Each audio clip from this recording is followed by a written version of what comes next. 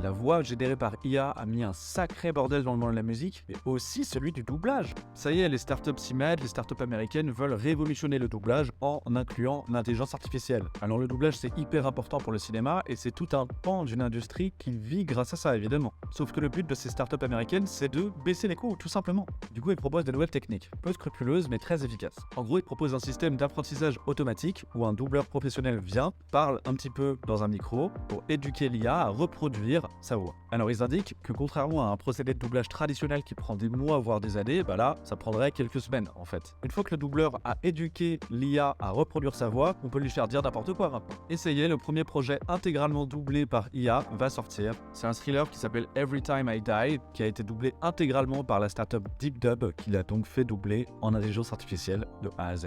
Alors on entend les arguments, évidemment, ça rend un média, un contenu beaucoup plus accessible à tout le reste du monde s'il est doublé beaucoup plus facilement. Ça enlève des barrières à l'entrée, ça rend les choses plus faciles et plus accessibles, comme dans beaucoup de situations de l'intelligence artificielle. Le problème d'une part c'est déjà l'authenticité du doublage. Est-ce que vous allez ressentir dans le doublage l'émotion, l'empathie, la colère, la tristesse de ce que l'acteur de doublage voulait vous faire ressentir initialement? Peut-être pas, et peut-être que ça va baisser les standards vers le bas et qu'on se contentera d'un doublage un peu nul doublé par une IA. Bon.